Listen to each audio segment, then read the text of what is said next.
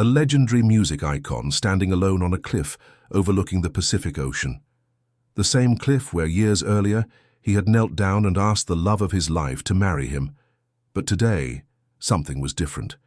Today, Neil Diamond's heart was breaking. Not because of rejection, not because of loss, but because of something far more bittersweet and beautiful than anyone could have imagined. In this video, you'll discover the most emotional and touching story about Neil Diamond and his wife, Katie McNeil.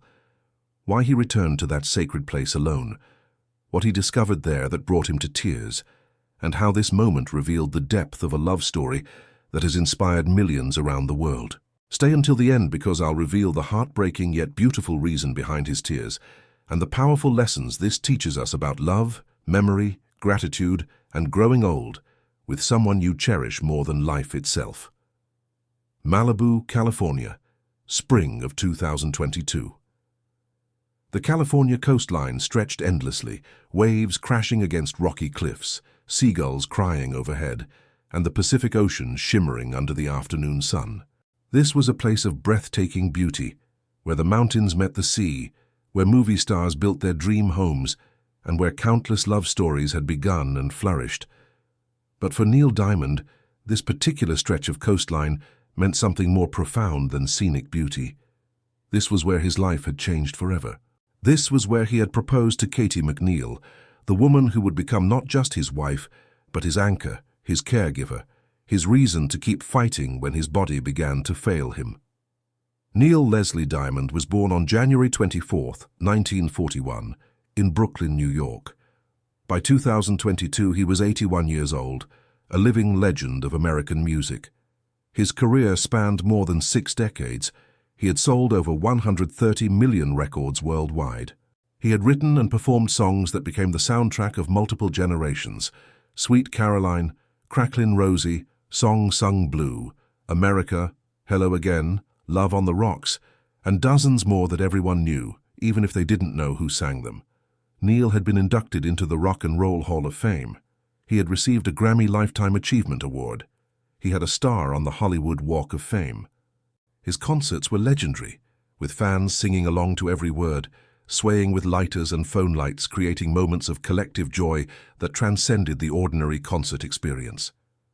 But behind all the fame, the awards, the sold-out arenas, there was a man who had struggled with relationships, who had been married twice before and divorced twice, who had children he loved but had sometimes failed because of his obsessive dedication to his music. A man who, despite all his success, had often felt profoundly lonely. Neil's first marriage was to his high school sweetheart, Jay Posner, in 1963, when he was just 22 years old. They had 2 daughters together, Marjorie and Elin. But the marriage struggled under the weight of Neil's rising career, the constant touring, the late nights in recording studios, the obsessive perfectionism that made him a great artist, but a difficult husband. They divorced in 1969. His second marriage was to Marcia Murphy, his production assistant, in 1969, the same year his first marriage ended. This marriage lasted longer, 25 years, and they had 2 sons together, Jesse and Micah. But again, Neil's dedication to his music, his inability to fully be present in his family life, created strains that eventually became unbearable. They divorced in 1995, in what was at the time one of the most expensive celebrity divorces, with Neil reportedly paying $150 million in settlement. After that second divorce, Neil dated various women, but seemed resigned to the idea that he was simply not meant for lasting romantic partnership. He had his music, his children and grandchildren, his loyal fans. That would have to be enough. Then in 2008, when Neil was 67 years old, something unexpected happened. He met Katie McNeil. Katie McNeil was not a celebrity. She was not from the entertainment world in the traditional sense. She was a music producer and manager, working behind the scenes, helping artists develop their careers. She was 30 years younger than Neil, having been born in 1971. When they met, she was 37 and he was 67. They met through work. Katie was involved in producing a documentary about Neil's life and career. She came to interview him, to go through archives, to understand the man behind the music. And in those long conversations, Something sparked between them. Neil later said that what attracted him to Katie was not just her beauty, though she was beautiful, with blonde hair, bright blue eyes, and a warm smile. It was her intelligence, her genuine interest in him as a person rather than as a celebrity, her ability to challenge him intellectually, and most importantly, her kindness. Katie had a gentleness, a nurturing quality that Neil had never experienced in quite that way before. For Katie, Neil was unlike anyone she had ever met. Yes, he was famous, but when they talked, she saw beyond the legend. She saw a man who was brilliant but vulnerable, confident on stage but insecure in relationships, generous but guarded. She saw someone who had given the world so much joy through his music, but had sacrificed personal happiness in the process. And she wanted to know him, really know him. Their relationship developed slowly. Neil was cautious, having been hurt before, having hurt others. He didn't want to make the same mistakes again. Katie was patient, understanding that trust had to be earned, that walls built over decades couldn't come down overnight. They dated for 3 years before Neil decided he was ready to take the ultimate step. By 2011, he was 70 years old, Katie was 40, and he knew with absolute certainty that he wanted to spend whatever years remained to him with this woman. But how to propose? Neil Diamond, who had written some of the most romantic songs in popular music history, who had helped countless men woo their partners with lyrics like Sweet Caroline and Hello Again, found himself nervous about proposing to the woman he loved. What could he possibly do that would be worthy of her, that would express the depth of his feelings? He chose Malibu. Katie loved the ocean. She loved the California coastline. There was a particular spot on a cliff overlooking the Pacific, accessible only by a narrow hiking trail, where they had gone several times together. It was secluded, beautiful, and felt like their own private sanctuary. That would be the place. On a clear afternoon in late summer 2011, Neil told Katie he wanted to take her on a special hike to their favorite spot. Katie, not suspecting anything, agreed happily. They drove to Malibu, parked at the trailhead, and began the walk up the winding path that led to the clifftop overlook. Neil, at 70, was not in the best physical shape. The walk was challenging for him. His knees ached. He was short of breath, but he pushed forward, driven by determination and love. Katie, noticing his struggle, offered to turn back, but he insisted they continue. When they finally reached the clifftop, the view was spectacular. The Pacific Ocean stretched endlessly before them, deep blue and glittering in the afternoon sun. Waves crashed against the rocks far below. The breeze carried the smell of salt and seaweed. It was perfect. They stood there for a few moments, just taking in the beauty. Then Neil turned to Katie and said, "There's something I need to ask you." Katie looked at him, curious. And Neil, this man who had performed in front of hundreds of thousands of people without fear, found his hands shaking as he reached into his pocket and pulled out a small velvet box. He got down on one knee, right there on the cliff edge, waves crashing below, California sun warm on his back. He opened the box, revealing a beautiful diamond ring, and he said, his voice thick with emotion, "Katie, from the moment I met you, my life changed. You've brought me joy I didn't think was possible anymore.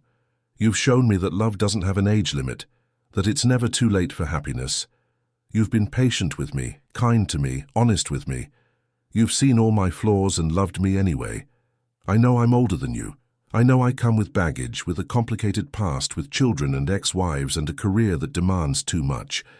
But I also know that I love you more than I've ever loved anyone, and I want to spend every day I have left making you happy.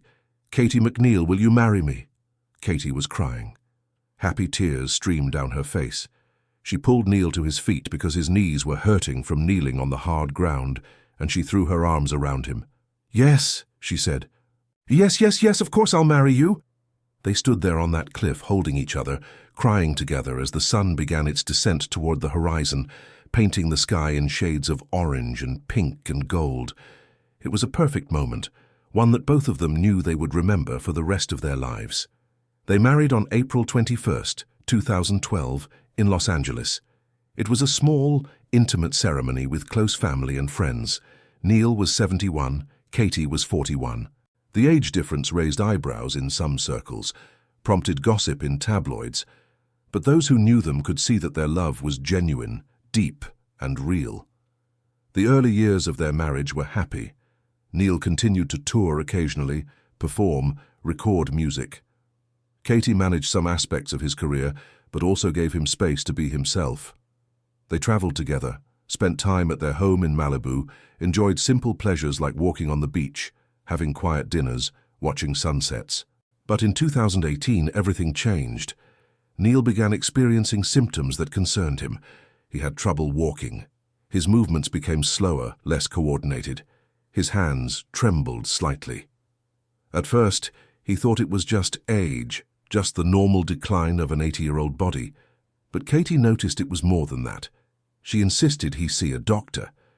After extensive testing, the diagnosis came: Parkinson's disease. It's a progressive neurological disorder that affects movement. There's no cure. The symptoms gradually worsen over time. For someone like Neil Diamond, whose performances required physical stamina, precise vocal control, and the ability to move around stage, this diagnosis was devastating. In January 2018, Neil made the heartbreaking decision to retire from touring. He released a statement to his fans: "It is with great reluctance and disappointment that I announce my retirement from concert touring. I have been so honored to bring my shows to the public for the past 50 years. My sincerest apologies to everyone who purchased tickets and were planning to come to the upcoming shows.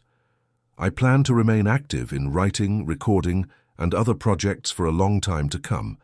My thanks goes out to my loyal and devoted audiences around the world. You will always have my appreciation for your support and encouragement." The announcement shocked fans worldwide. Tributes poured in. Fellow musicians expressed their admiration and support, but for Neil personally, it felt like a death. Performing had been his life for over 50 years. Without it, who was he? What was his purpose? This is where Katie became not just his wife, but his lifeline. As Parkinson's progressed, Neil needed more help with daily activities. Simple tasks like buttoning a shirt, tying shoes, cutting food became increasingly difficult. His tremors worsened. Some days were better than others, but the overall trajectory was decline. Katie stepped into the role of primary caregiver without hesitation. She helped him dress when his hands wouldn't cooperate. She modified their home to make it safer and more accessible. She researched treatments, found the best doctors, made sure he took his medications on schedule. She encouraged him to continue writing music even when he felt discouraged. She held him when he cried from frustration at what his body could no longer do. But Katie did more than just physical caregiving. She fought to preserve Neil's dignity and sense of self. She insisted he stay involved in creative projects. She encouraged visits from friends and family.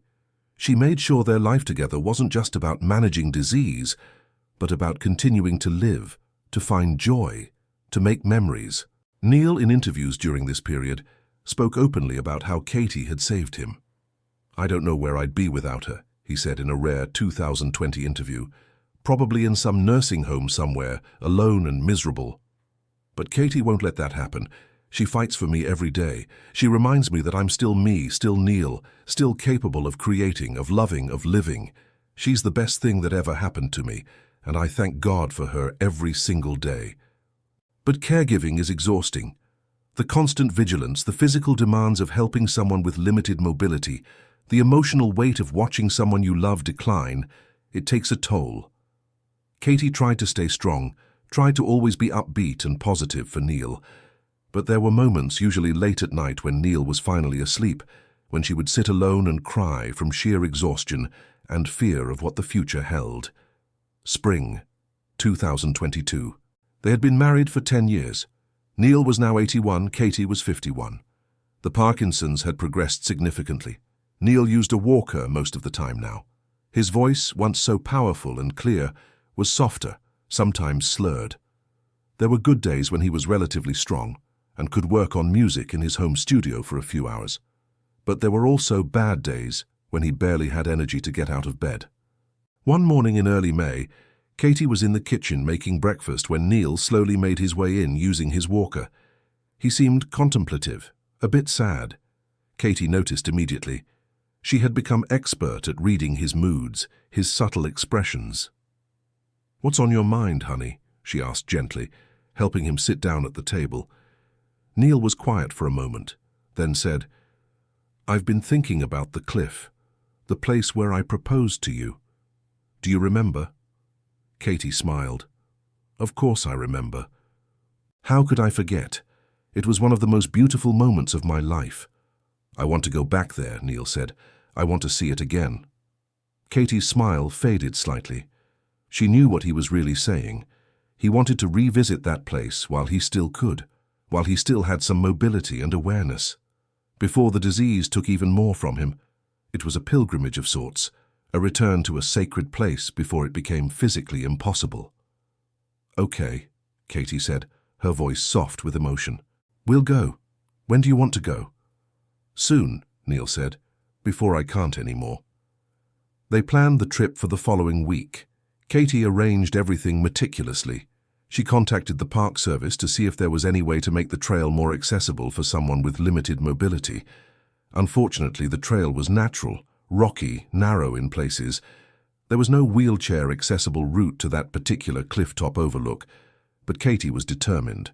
If Neil wanted to go there, she would find a way to make it happen. She recruited Neil's son, Jesse, and his grandson to help.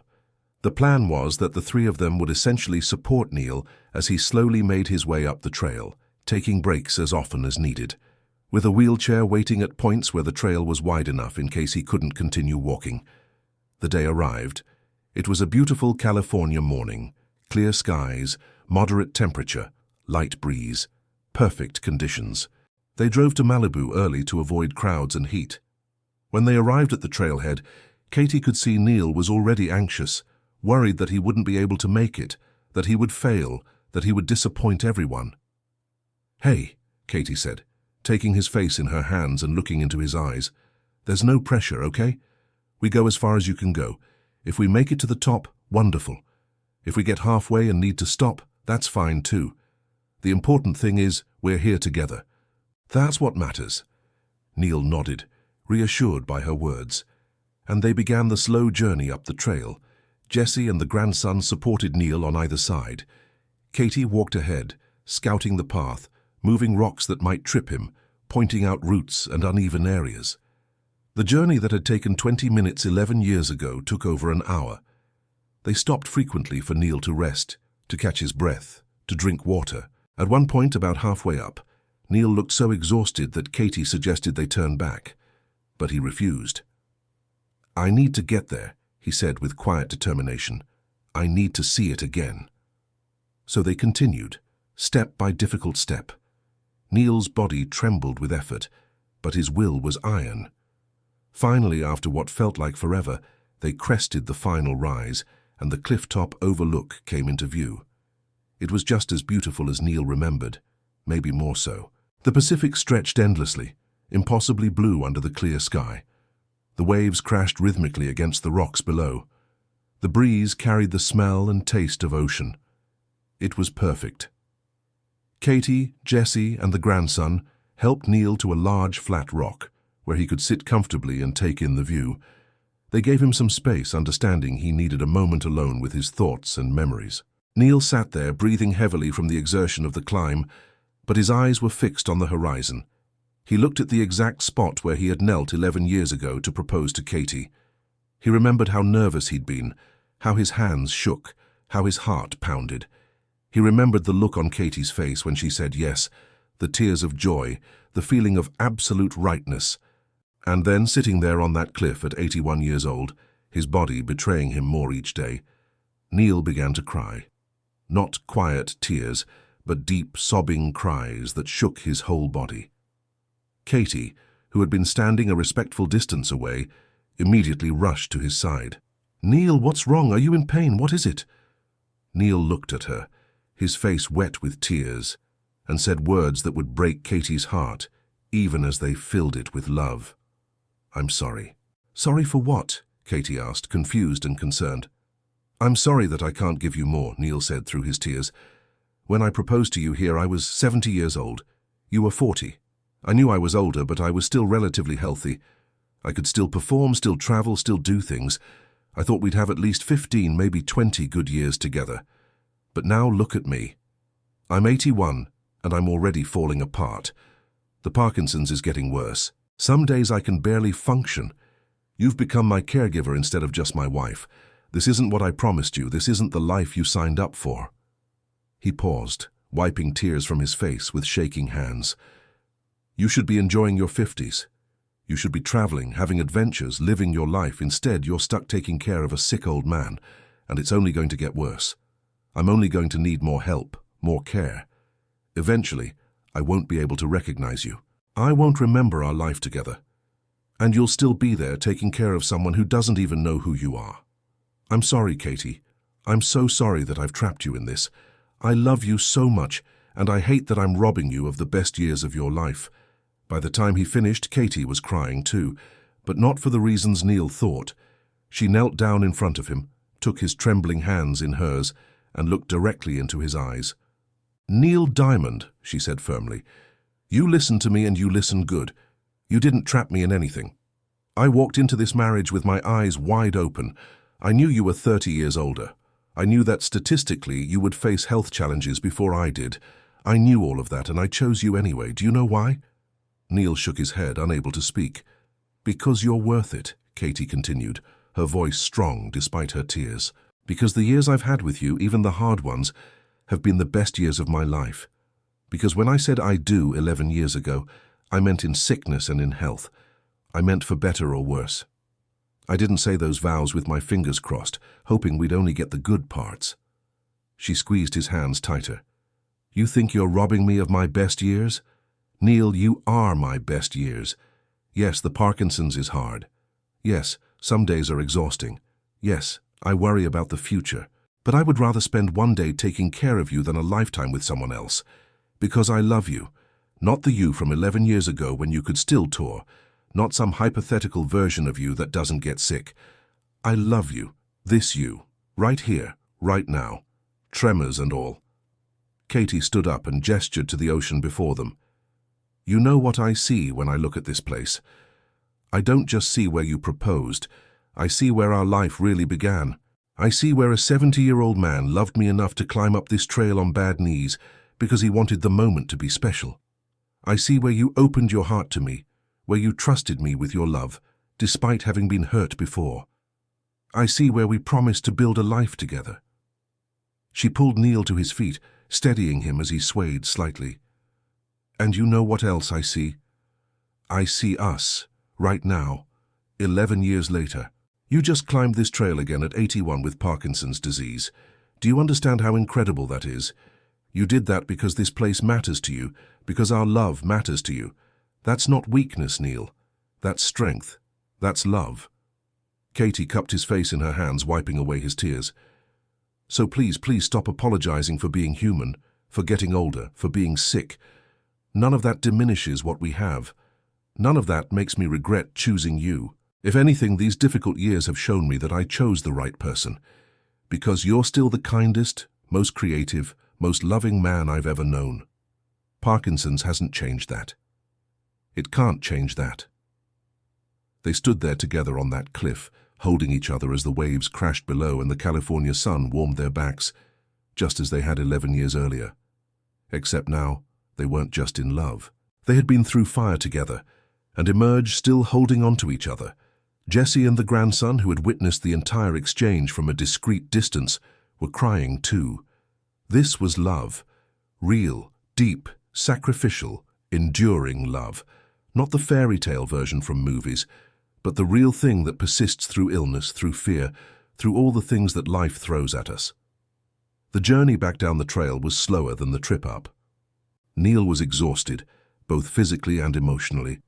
But something had shifted.